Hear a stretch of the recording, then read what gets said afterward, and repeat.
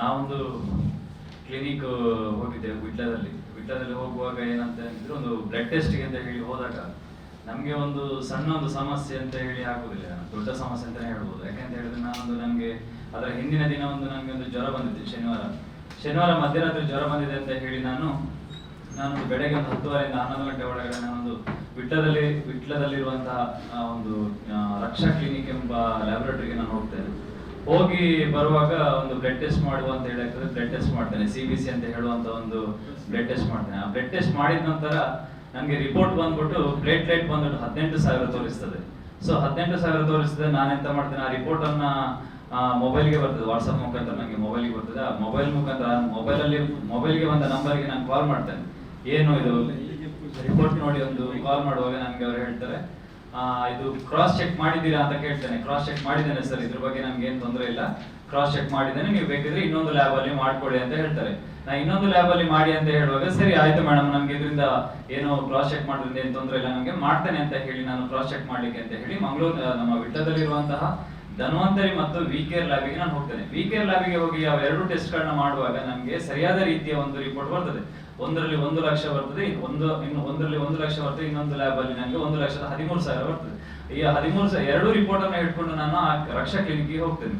ನಿಮ್ಮ ಹಾಸ್ಪಿಟಲ್ ಅಲ್ಲಿ ನಮ್ಗೆ ಈ ರೀತಿಯಾದ ಸಮಸ್ಯೆಗಳಾಗಿದೆ ಅಂತ ಹೇಳಿ ಡಾಕ್ಟರ್ ಅಲ್ಲಿ ಮಾತಾಡುವಾಗ ಅವರು ಹೇಳ್ತಾರೆ, ನಮ್ಮ ಲ್ಯಾಬ್ ನಲ್ಲಿ ಸರ್ ಕರೆಕ್ಟ್ ಇದೆ, ಹೊಸತು ಲ್ಯಾಬ್, ನೀವು ಅವರಲ್ಲೇ ಇನ್ನೊಮ್ಮೆ ಟೆಸ್ಟ್ ಮಾಡಿಸಿ ಅಂತ ಹೇಳ್ತಾರೆ.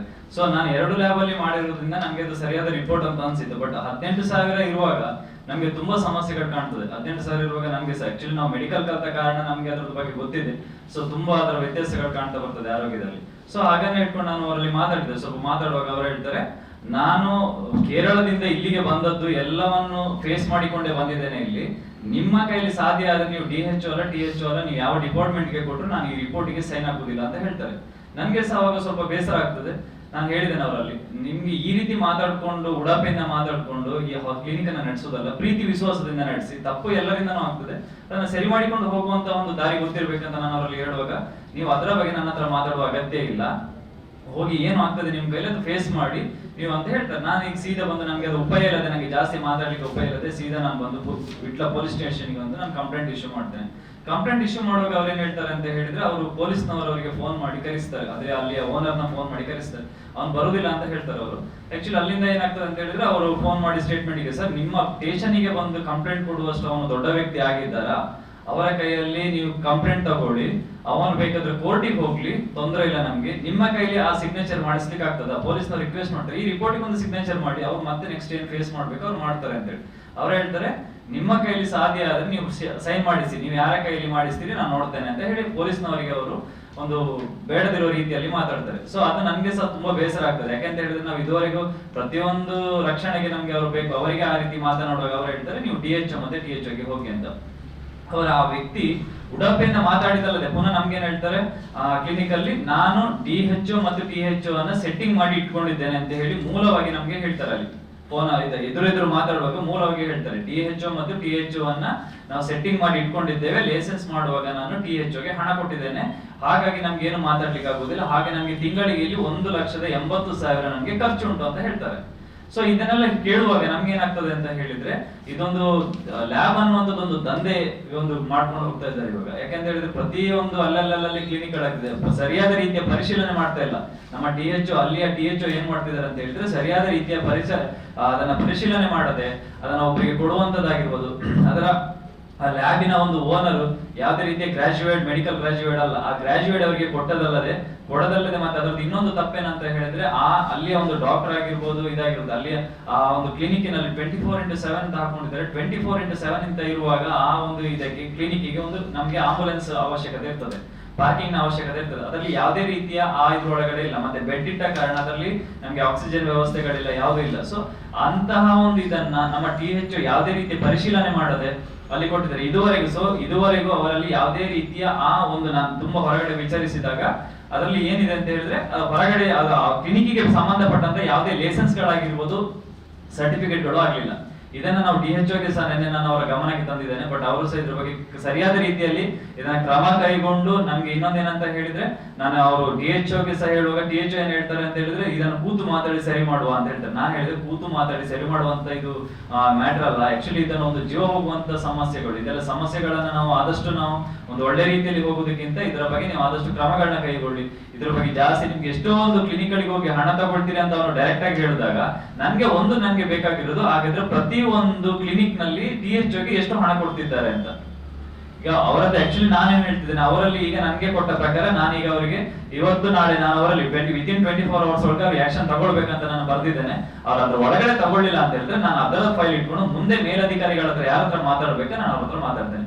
ಸೊ ಇದನ್ನೆಲ್ಲ ತುಂಬಾ ನಾವು ಯೋಚನೆ ಮಾಡುವಾಗ ಏನಂತ ಹೇಳಿದ್ರೆ, ಒಂದು ಬ್ಲಡ್ ಲ್ಯಾಬ್ ಗಳಲ್ಲಿ ಇದು ಎಲ್ಲ ಕಮಿಷನ್ ಬೇಸ್ಕೊಂಡು ಹೇಳಿದ ಒಂದು ಡಾಕ್ಟರ್ನವರಿಗೆ ಕೊಡುವಂತದ್ದಾಗಿರ್ಬೋದು, ಇಲ್ಲ ನಮ್ಮ DHO ಅವರಿಗೆ ಇಷ್ಟು ತಿಂಗಳು ಕೊಡುವಂತ ದಂಧೆಗಳನ್ನೆಲ್ಲ ನಡೀತದೆ. ಯಾಕಂದ್ರೆ ಆ ವ್ಯಕ್ತಿ ಕೊಡೋದ್ರಿಂದ ಅವ್ರು ಡೈರೆಕ್ಟ್ ಆಗಿ ಹೇಳಿರ್ಬೋದು, ನಮ್ಗೆ ಸಹ ಅದ್ರ ಬಗ್ಗೆ ಸರಿಯಾಗಿ ಗೊತ್ತಿಲ್ಲ, ಕೊಡ್ತಾ ಇದ್ದಾರೆ ಕೊಡೋದಿಲ್ಲ ಅನ್ನೋದಕ್ಕಿಂತ ಆ ವ್ಯಕ್ತಿ ಅವರಿಗೆ ಕೊಡ್ತಾ ಇರ್ಬೋದು, ಕೊಟ್ಟಿದ್ದನ್ನ ಅವರು ನಮ್ಮ ಹತ್ರ ಹೇಳಿರ್ಬೋದು, ತಿಂಗಳಿಗೆ ಇಷ್ಟು ಖರ್ಚು ಉಂಟು ಅದಕ್ಕೋಸ್ಕರ ನಾವು ಹೀಗೆ ಮಾಡ್ತಿದ್ದೇವೆ ಅಂತ ಹೇಳಿ ಜನರ ಒಂದು ಬಲಿ ತಗೊಳ್ಳುವಂಥದ್ದು ತುಂಬಾ ತಪ್ಪಾಗ್ತದೆ.